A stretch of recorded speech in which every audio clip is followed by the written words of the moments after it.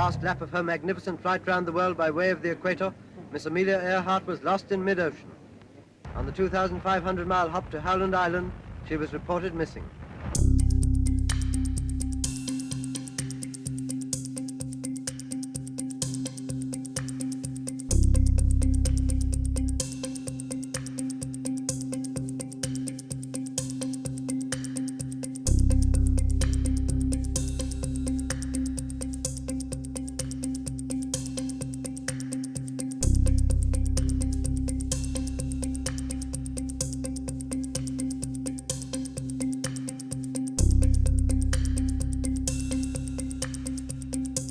Start by examining her final flight.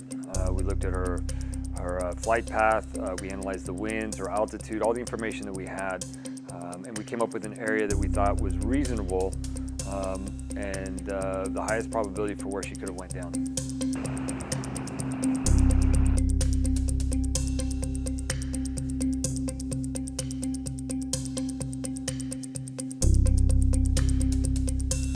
She took off from Lae, New Guinea, and was flying to Howland Island. She made 6 radio calls on the way there. And each one of those radio calls gives us a really important clue as to what she was doing and what she was thinking, her intentions. And kind of dissecting all of that, which is like the perfect riddle, by the way. And by taking that information, we kind of came up with an area and divided it into sectors. And we took a mathematical approach and said each sector had a probability. We assigned a probability to each sector, and then also based on where it was at, a level of difficulty in order to search it. So for example, if it was rough terrain, that was a higher, more difficulty to search it versus an area that was just a flat, sandy bottom.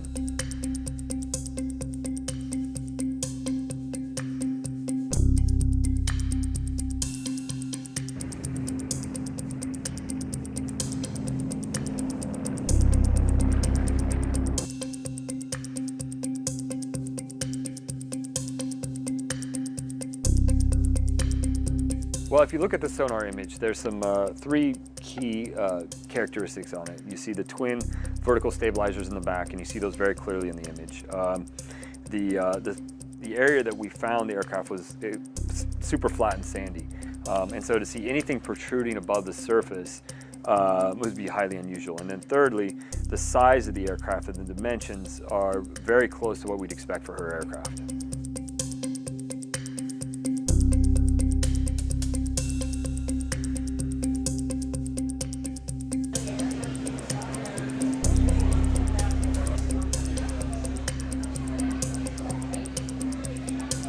Well, when she landed, most likely she ran out of gas. So she would have tried to sort of pancake land the airplane into the water and the surface. That landing would have been done as gently as possible. It probably would have kept the airplane structurally intact. And then as it filled with water, it would have slowly sank and then spiraled down all the way down to the seafloor. Once it got to the seafloor, it would have rested gently there without a lot of movement. There's a very small amount of currents on the seafloor.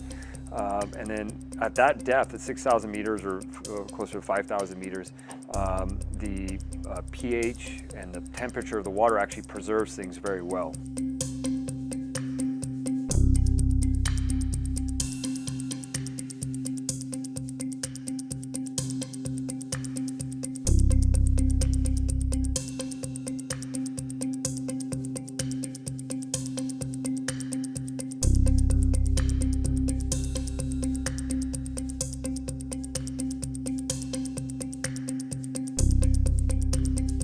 So the first step is to confirm it.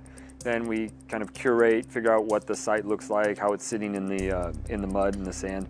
And then the next step would be, if it's possible, to raise it to the surface and then restore it. And that process could take, it could take 5-10 years. It's not something that's going to happen tomorrow.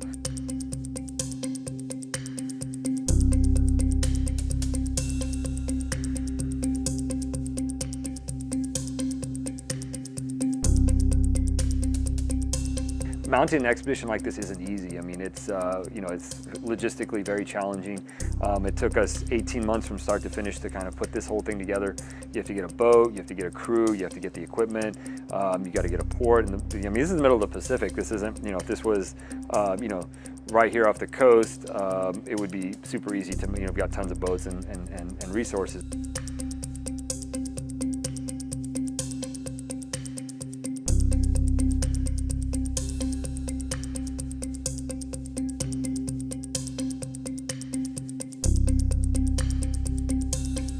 I mean, she's America's favorite missing person, right?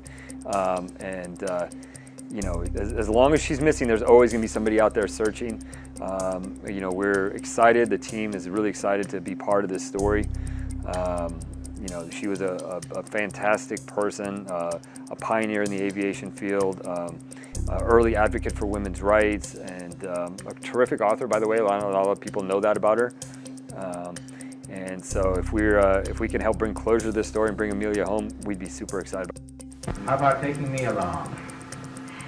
Well, gasoline is really more valuable than you are on a long flight. You mean that 180 pounds of gasoline you think will be more useful than 180 pounds of husband? You guessed right.